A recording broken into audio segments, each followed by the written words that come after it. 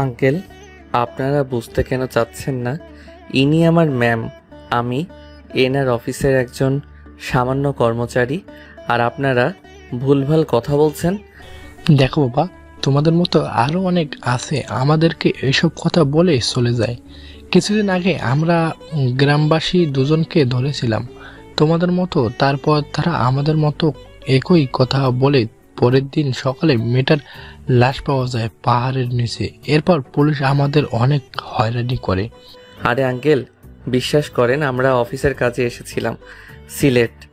পরবর্তীতে ম্যাম পাহাড় দেখতে চায়, ঘুরতে এসেছিলাম, কিন্তু গাড়ি নষ্ট হয়ে যাওয়ায় ড্রাইভারকে সেইখানে রেখে আমরা হাঁটতে লাগিয়ে হোটেলের দিকে।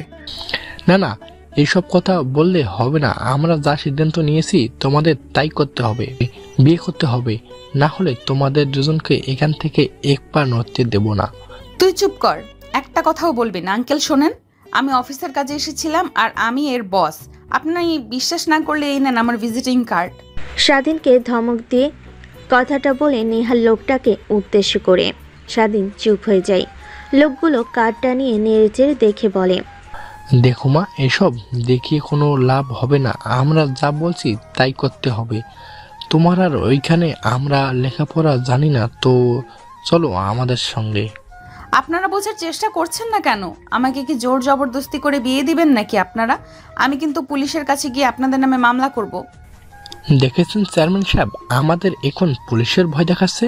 আমি বললাম না এদের মধ্যে ভেজাল আছে। ওদের এত কথা না শুনে কাছে ডেকে নিয়ে এসে বিয়ে করে দিলেই হয়তো।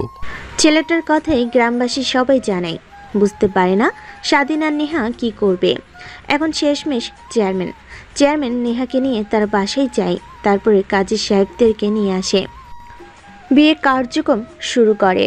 নেহা আর স্বাধীন কাজী সাহেবকে অনেকবার বোঝানোর চেষ্টা করে, কিন্তু গ্রামবাসীর কাছে হার মেনে এক পর্যায়ে তারা দুজন বিয়ে করে নেয়। দেখতে দেখতে সবাই চেয়ারম্যানের বাসা থেকে চলে যায়। শুধুমাত্র চেয়ারম্যান সাহেব, তার মেয়ে আর তার স্ত্রী স্বাধীন আর নেহা সোফায় বসে আছে। এমতো অবস্থায় চেয়ারম্যান বলে, দেখো, 2 দিনের দুনিয়া, এসব করে কি লাভ বলো তো? যা হওয়ার হয়েছে, সত্য না মিথ্যা সেটা আমি জানি না, তো তোমরা নিজেদেরকে মানিয়ে নিলে ভালো হয়। আর আজকে কোথাও যেতে হবে না, অনেক রাত হয়ে গিয়েছে। রাতে আবার ডাকাতের উৎপাত বেড়ে যায়। আমি একটা রুম দেখিয়ে দিচ্ছি, তোমরা এখানেই থাকো, সকালে না হয় চলে যেও। তারপর চেয়ারম্যান সাহেবের স্ত্রী নেহাকে একটা রুম দেখিয়ে দেন। রুমে গিয়ে নেহা খাটের উপর বসে নিচের দিকে তাকিয়ে কান্না করতে লাগে। অন্যদিকে স্বাধীন বাইরে এসে তার মা বাবাকে কল করার চেষ্টা করে, কিন্তু কোনো নেটওয়ার্ক পায় না। কোনো উপায় না পেয়ে বাড়ির ভিতরে গিয়ে রুমে গিয়ে দরজা লাগিয়ে পেছন ফিরতে নেহা এসে স্বাধীনের কলার চেপে ধরে, একের পর এক থাপ্পড় মারতে লাগে। স্বাধীন হতভম্ব হয়ে যায়। আরে ম্যাম, আপনি আমাকে মারছেন কেন? আমি কি করেছি আপনার? কুত্তার বাচ্চা, তুই কি করেছিস জানিস না? তুই আমাকে বিয়ে করলি কেন? হ্যাঁ, তোর কি যোগ্যতা আছে আমাকে বিয়ে করার? আমি যে টাকা প্রত্যেকদিন খরচ করি, তুই সেই টাকা 2 মাসেও বেতন পাস না, বুঝলি? ম্যাম, আপনি তখন যদি গ্রামবাসীকে না পুলিশের ভয় দেখাতেন, তাহলে তারা রেগে গিয়ে আপনাকে আমার সঙ্গে বিয়ে দিত না। আর আমি তো বোঝানোর চেষ্টা করেছি। এমন না আপনার সঙ্গে বিয়ের কথা শুনে আমি নাচতে নাচতে বিয়ে করেছি।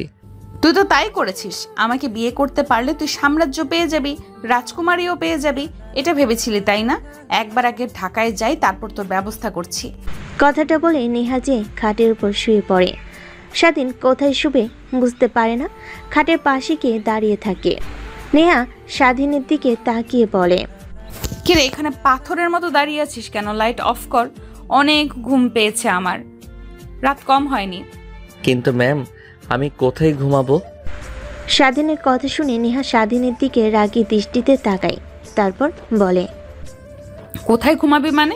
আমি কি তোকে দেখিয়ে দেব নাকি? মাটিতে ঘুমা, না হলে সোফায় গিয়ে ঘুমিয়ে পড়। আর একটা কথা, আমার সাথে উল্টাপাল্টা কাজ করার চিন্তা ভাবনা একদমই করবি না, তাহলে তোকে কিন্তু মেরে ফেলবো আমি, সঙ্গে তোর পরিবারকেও। নেহার কথা শুনে স্বাধীন লাইট অফ করে সোফায় গিয়ে ঘুমিয়ে পড়ে। রাত গভীর হতে লাগে, নিঝুম বৃষ্টি হতে লাগে, অনবরত মেঘের গর্জন। নেহা ভয় পেয়ে যে উঠে লাইট অন করে, কিন্তু কারেন্ট নাই। ফ্ল্যাশলাইট অন করবে, কিন্তু ফোনে চার্জ নাই। স্বাধীন স্বাধীন বলে চিৎকার করতে লাগে। স্বাধীনের ঘুম ভেঙে যায়। সোফা থেকে উঠে নেহার পাশে গিয়ে দাঁড়িয়ে বলে, ম্যাম কি হয়েছে? এমনভাবে চিৎকার করছেন কেন? মানে আমি মেঘের গর্জন দেখে অনেক ভয় পাই যখন বৃষ্টি হয়। ঢাকায় যখন মেঘ বৃষ্টি হয় তখন আমি আমার রুম থেকে গিয়ে মা বাবার সঙ্গে ঘুমিয়ে পড়ি, কিন্তু এখানে তো তারা নেই, আমার অনেক ভয় করছে। নেহার কথাটা শেষ না হতেই আরেকটা বজ্রপাত হয়। নেহা খাট থেকে উঠে স্বাধীনকে জড়িয়ে ধরে। স্বাধীন শিহরিত হয়ে যায় নেহার আকর্ষণিক স্পর্শে। কিছুক্ষণ পর স্বাধীনের ধ্যান ভাঙলে নেহাকে তার কাছ থেকে সারিয়ে বলে, আরে ম্যাম কি শুরু করলেন? ছাড়েন আমাকে, ছাড়েন বলছি। প্লিজ এভাবে কথা বলিস না, অনেক ভয় করছে আমার। তুই আজকের রাতটা না হয় আমার সঙ্গেই থাক। তারপর নেহা স্বাধীনকে অনেক জোরাজুরি করতে লাগে। শেষমেশ স্বাধীন খাটের উপর শুয়ে পড়ে। তখন আরেকটা বজ্রপাত হলে নেহা এসে স্বাধীনকে জড়িয়ে ধরে। স্বাধীন অবাক হয়ে যায়। বাইরে বৃষ্টি হচ্ছে, মনের মধ্যে এক অন্যরকম ভালো লাগা কাজ করছে দুজনের। নেহা কেমন যেন ধীরে ধীরে স্বাধীনের ভেতরে ঢুকে যেতে লাগে। ঘাড়ে অনবরত মুখ লাগিয়ে নিঃশ্বাস ফেলতে লাগে। স্বাধীন বিস্মিত হয়ে যায়। ম্যাম কি করছেন এইসব? ছাড়েন আমাকে, ছাড়েন বলছি। চুপ, একদম চুপ, যা করছি করতে দে। স্বাধীন নেহার কথার আগামাথা কিছুই বুঝতে পারে না। স্বাধীন মূর্তির নাই শুয়ে আছে। নেহা স্বাধীনের বুকের উপর উঠে অনবরত কিস করতে করতে এক পর্যায়ে নেহা স্বাধীনের ঠোঁটের সঙ্গে ঠোঁট লাগিয়ে ফেলে। স্বাধীন বড় বড় দৃষ্টিতে তাকিয়ে থাকে। এক পর্যায়ে নেহা স্বাধীনের শার্টের বোতাম খুলতে লাগে। স্বাধীন তাল সামলাতে না পেরে নেহার সঙ্গে রেসপন্স করতে লাগে। তারপর নেহাকে তার বুকের ওপর থেকে সরিয়ে নেহার উপর ঝাঁপিয়ে পড়ে স্বাধীন। নেহা স্বাধীনের প্রত্যেকটা স্পর্শে কেঁপে উঠতে লাগে। এক পর্যায়ে চোখ দিয়ে পানি বের হয়ে যায়। সেটা দেখে স্বাধীনের কোনো হেলদোল নেই। আদর করতে করতে ক্লান্ত হয়ে গেলে নেহার উপরই শুয়ে পড়ে। বাহিরে বৃষ্টির উৎপাত অনেকটাই কমে গিয়েছে। নেহা স্বাধীনের মাথাতে নিজের অজান্তেই হাত বুলিয়ে দিতে লাগে। এভাবেই দুজন ঘুমিয়ে পড়ে। পরের দিন সকালবেলা স্বাধীন ঘুমাচ্ছিল, হঠাৎ মেঝেতে পড়ে যায়। ঘুম ঘুম চোখে উপরের দিকে তাকিয়ে দেখে নেহার শরীরে বিন্দুমাত্র জামা কাপড় নেই।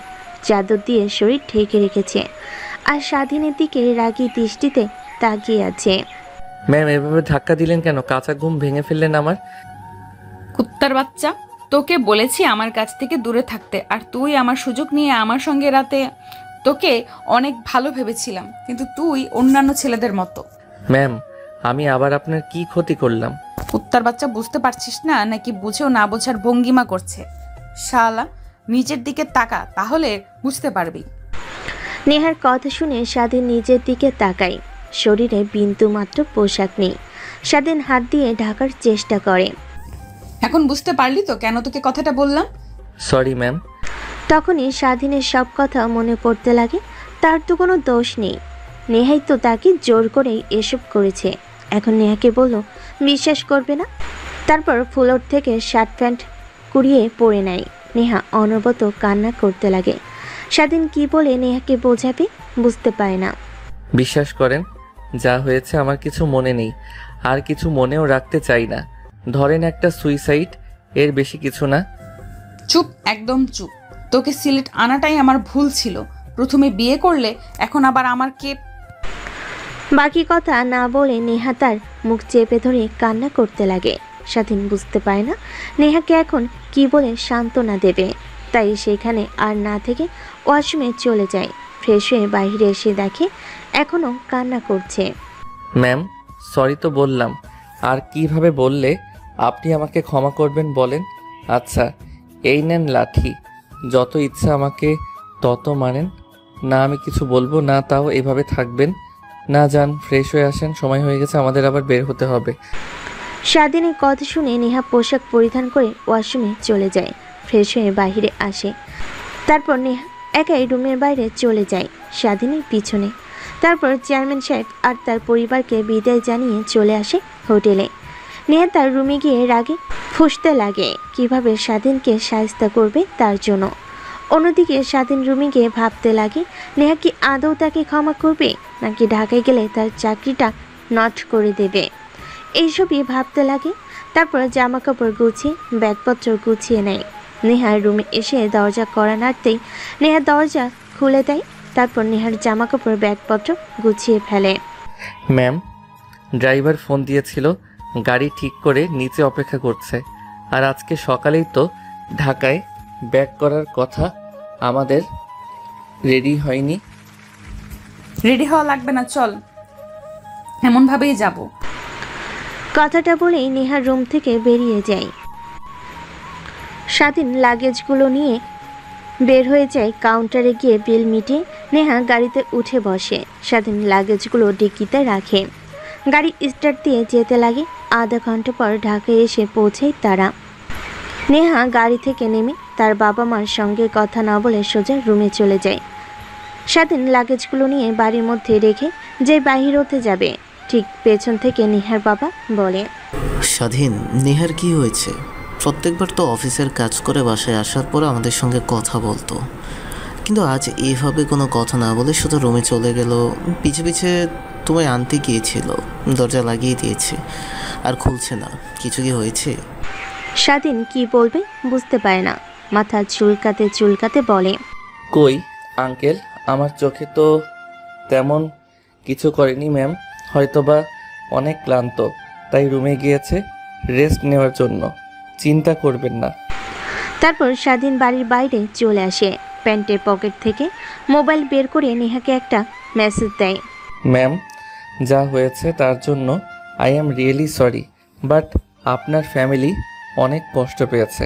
আপনি তাদের সঙ্গে কথা না বলে রুমে গিয়েছেন। প্লিজ নিজেকে সামলিয়ে